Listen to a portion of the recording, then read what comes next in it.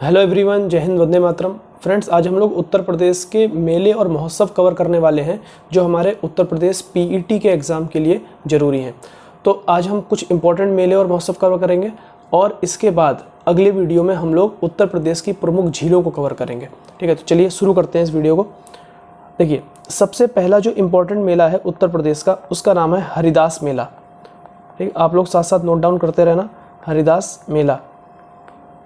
और जो लोग मेले पढ़ चुके हैं पहले, महोत्सव को पढ़ चुके हैं पहले, वो लोग कमेंट बॉक्स में आंसर दे सकते हैं।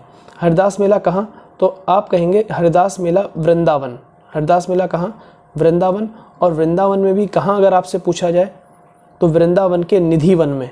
वृंदावन में एक जगह है निधि वन, निधि वन में ये मेला लगता है, निधि वन।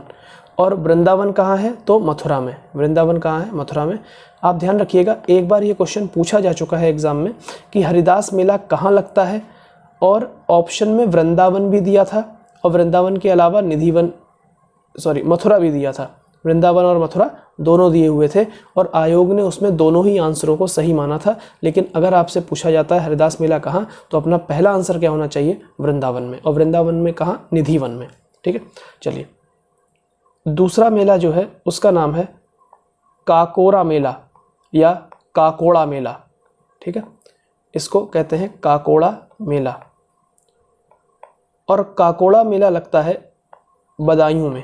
काकोड़ा मेला कहाँ लगता है? बदायूं में। ध्यान रखना है, मोस्ट इंपॉर्टेंट है काकोड़ा मेला। और इसके बारे में एक बात जो खूब पूछी जाती है वो आपको याद रखनी है, मैं यहीं पर लिख दे रहा हूँ, इसको आप याद रखिएगा। इसके बारे में पूछा जाता है कि रुहेलखंड का मिनी कुंभ किस मेले को कहा जाता है? रुहेलखंड का मिनी कुंभ। तो ध्यान रखिएगा, रुहेलखंड का मिनी कुंभ यानी छोटा कुंभ काकोड़ा मेले को कहा जाता है। और काकोड़ा मेला कहाँ लगता है? तो काकोड़ा मेला बदायूं में लगता है। आप लोग नोट डाउन करते रहना क्योंकि इंपॉर्टेंट मेले हैं, एग्जाम में पूछे जा सकते हैं। अगला है नौचंदी मेला। नौचंडी मेला। और नौचंडी मेला कहाँ लगता है? तो मोस्ट इंपॉर्टेंट है, ये आपको पता भी होना चाहिए, मेरठ में। कहाँ लगता है? मेरठ में। ध्यान रखना है आपको। ठीक, नौचंडी मेला कहाँ लगता है? मेरठ में। मोस्ट इंपॉर्टेंट है। ठीक, इस मेले को हिंदू मुस्लिम एकता का प्रतीक भी कहा जाता है। इस मेले को हिंदू मुस्लिम एकता या हिंदू मुस्लिम भाईचारे का प्रतीक कहा जाता है, नौचंडी मेले को। ये भी बात आपको ध्यान रखनी है। ठीक है, ऐसा इसलिए है क्योंकि जहाँ पर नौचंडी मेला लगता है वहाँ पर मंदिर और मजार दोनों जगह पास पास में हैं। तब भी वहाँ पर हिंदू और मुस्लिमों के बीच में भाईचारा लगातार बना रहता है। मंदिर में वहाँ पर कीर्तन होते हैं और जो वहाँ पर मजार है वहाँ पर हर समय जैसे सूफी संत वगैरह लोग अपने गीत गाते रहते हैं। ठीक है, तब भी वहाँ पर भाईचारा लगातार बना हुआ है, इस चीज़ को आपको ध्यान रखना है। ठीक है, इसके अलावा चौथा जो मोस्ट इम्पॉर्टेंट मेला है उस मेले का नाम है देवा शरीफ मेला। कौन सा? देवा शरीफ मेला। ध्यान रखिएगा, मोस्ट इंपॉर्टेंट है। और देवा शरीफ मेला कहाँ लगता है आपसे पूछा जाएगा तो आप कहेंगे ये मेला लगता है बाराबंकी में। देवा शरीफ मेला कहाँ लगता है? बाराबंकी में। बाराबंकी में। ठीक, मोस्ट इंपॉर्टेंट है बाराबंकी देवा शरीफ मेला। और इस मेले की खास बात यह है कि यहाँ पर होली उत्सव मनाया जाता है। ठीक है, यानी यहाँ पर रंग खेला जाता है। ठीक है, होली के दिन यहाँ पर रंग खेला जाता है, इस चीज़ को आपको याद रखना है। इसके बाद अगला है पांचवा, सैयद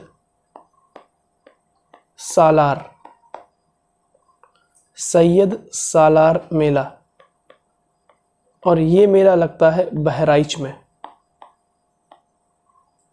ये मेला लगता है बहराइच में।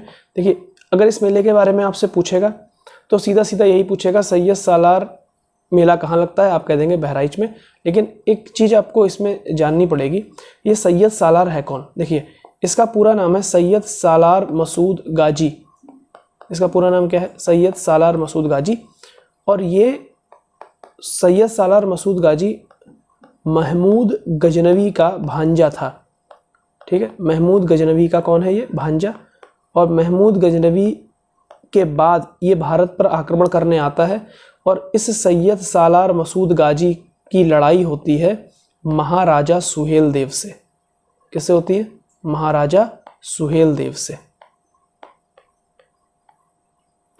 और महाराजा सुहेल देव और इन दोनों के बीच में जब लड़ाई होती है तो इस लड़ाई में महाराजा सुहेल देव जीत जाते हैं और ये मसूद गाजी, सैयद सालार मसूद गाजी हार जाता है और उसके बाद इसकी मृत्यु हो जाती है मसूद गाजी की। महाराजा सुहेल देव द्वारा इसकी हत्या कर दी जाती है और इसकी कब्र यहीं बना दी जाती है बहराइच में, और बाद में धीरे धीरे उसे पीर मान लिया जाता है और उसकी जो मजार है वहाँ पर हर वर्ष मेला लगता है सैयद सालार का बहराइच में। ठीक है, चलिए इसके बाद है अगला मेला है माघ मेला। ये भी आपसे पूछा जा सकता है, माघ मेला। और माघ मेला लगता है प्रयागराज में। प्रतिवर्ष कहाँ लगता है, प्रयागराज में। माघ मेला प्रयागराज में लगता है, ये भी आपको याद रखना है। 7वां है कैलाश मेला। 7वें मेले का नाम है कैलाश मेला और ये लगता है आगरा में। कैलाश मेला कहाँ लगता है, आगरा में। ठीक, कैलाश मेला आगरा में लगता है, इसको भी आप याद रखिएगा, कैलाश मेला आगरा में। इसके बाद अगला है कजरी मेला। कजरी, ये 8वां है कजरी मेला। कजरी मेला, और कजरी मेला लगता है महोबा में। कजरी मेला कहाँ लगता है, महोबा में। और महोबा के ही रहने वाले थे कौन, आला और उदल। ये आप लोग ध्यान रखिएगा, आला और उदल कहाँ के रहने वाले थे, आला और उदल कहाँ के रहने वाले थे, महोबा के। ठीक है, पृथ्वीराज चौहान ने महोबा पर आक्रमण किया था और महोबा पर जब आक्रमण पृथ्वीराज चौहान ने किया तो उसमें पृथ्वीराज चौहान की लड़ाई इन्हीं दोनों से हुई थी, आला और उदल से। ठीक है, इसमें आला उदल मारे गए थे और पृथ्वीराज चौहान इस लड़ाई में जीत गए थे। महोबा जीत लिया था पृथ्वीराज चौहान ने। चलिए अगले मेले का नाम है कालिंजर मेला। अगला मेला है कालिंजर मेला और कालिंजर मेला लगता है बांदा में। कालिंजर मेला उत्तर प्रदेश में कहाँ लगता है, बांदा में। ये भी याद रखिएगा, कालिंजर का किला भी कहाँ है, बांदा में। ठीक, अगला 10वां है देवी पाटन मेला। देवी पाटन मेला, और देवी पाटन मेला लगता है उत्तर प्रदेश के बलरामपुर जिले में। कहाँ लगता है, उत्तर प्रदेश के बलरामपुर जिले में। ये भी आपको याद रखना है और इस पर भी आप देवी पाटन पर इंपॉर्टेंट लगा दीजिए, जैसे आपने नौचंडी पर लगाया था उसी तरह से। अगला है शाकंभरी देवी मेला। शाकंभरी देवी मेला, और शाकंभरी देवी मेला लगता है सहारनपुर में। सहारनपुर में। एक चीज आपको और याद रखनी है, इसी से एक क्वेश्चन और बन सकता है, उत्तर प्रदेश के किस जिले में शाकंभरी देवी के नाम पर यूनिवर्सिटी खोली जा रही है, एक विश्वविद्यालय खोला जा रहा है। शाकंभरी माता के नाम पर एक विश्वविद्यालय खोला जा रहा है, वो सहारनपुर में। अगर शाकंभरी के नाम पर यूनिवर्सिटी यानी विश्वविद्यालय आपसे पूछ देता है तब भी आपको ध्यान रखना है विश्वविद्यालय कहाँ खोला जा रहा है, सहारनपुर में। और शाकंभरी देवी का मेला भी कहाँ लगता है, सहारनपुर में। दोनों बातें एक ही हैं, दोनों आपको ध्यान रखनी है। ठीक है, चलिए अब ये 11 इंपॉर्टेंट मेले हैं जो हमने देखे। अभी हमें महोत्सव भी देखने हैं, लेकिन एक चीज़ और हम लोग देखते हैं यहाँ पे जो आपको चीज़ याद रखनी है। आपसे कहा जाए, ये बताइए कि उत्तर प्रदेश में, ठीक है, ये बताइए उत्तर प्रदेश में सर्वाधिक मेले कहाँ लगते हैं। आपसे सवाल है, उत्तर प्रदेश में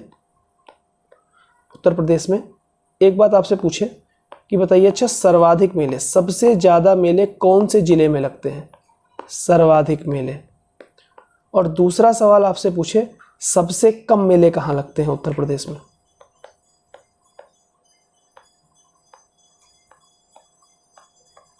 सबसे कम मेले कहाँ लगते हैं। दोनों क्वेश्चन अलग अलग हैं और दोनों के आंसर भी अलग अलग हैं, आपको ध्यान रखना है।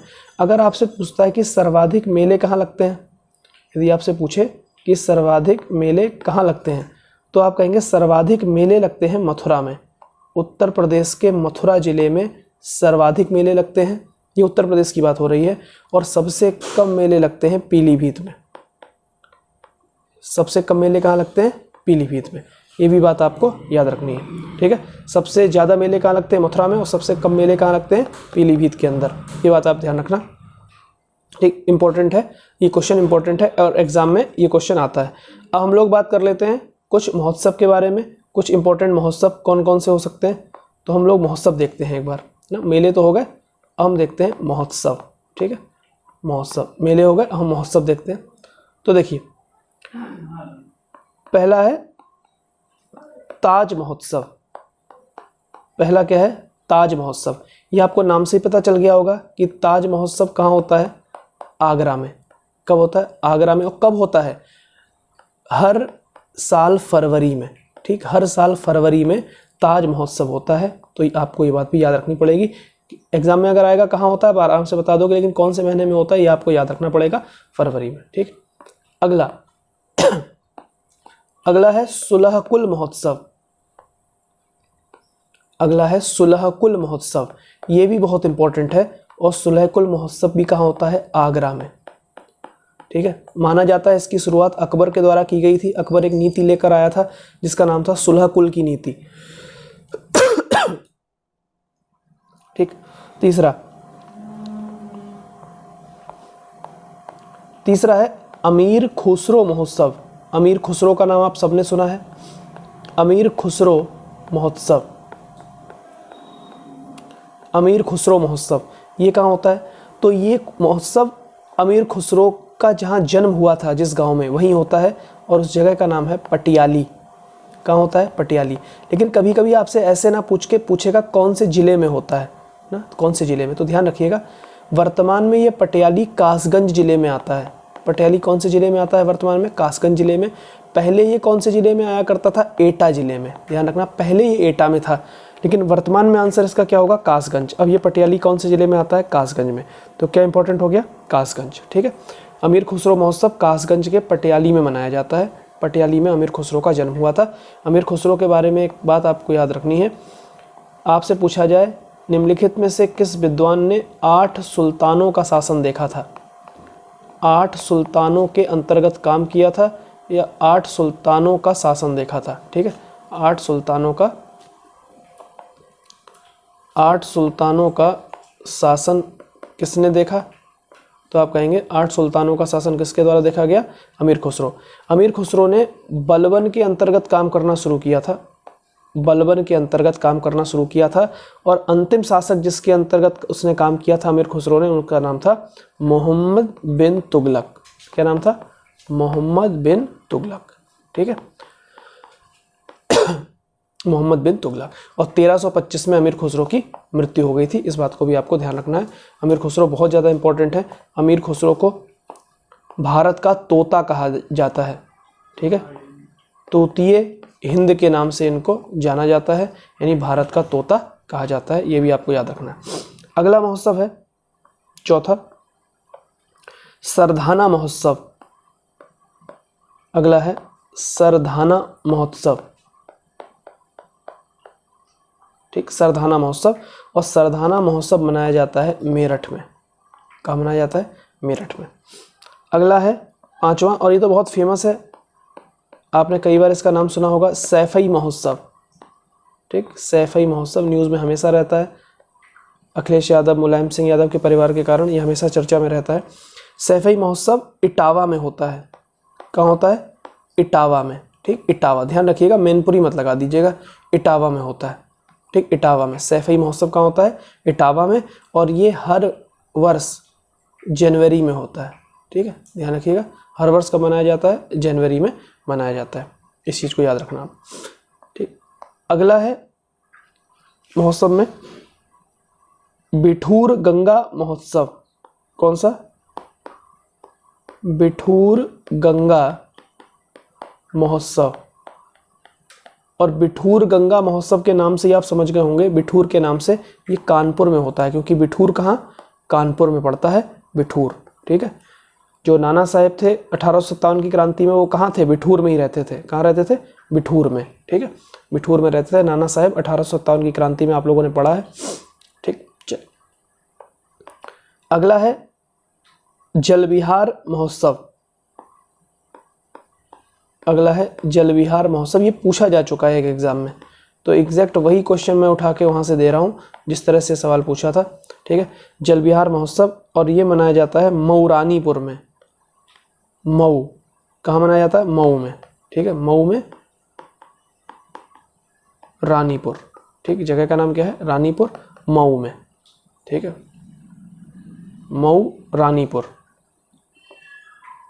8वां, अगला है कंपिल महोत्सव। अगला है कंपिल महोत्सव, और कंपिल महोत्सव कहाँ मनाया जाता है, तो आपको ध्यान रखना है, ये मनाया जाता है फर्रुखाबाद में। कहाँ पर, फर्रुखाबाद में। ये चीज़ें आपको याद रखनी है। देखिए, हमने लगभग 11 के आसपास मेले पढ़े हैं, फिर हमने महोत्सव पढ़े।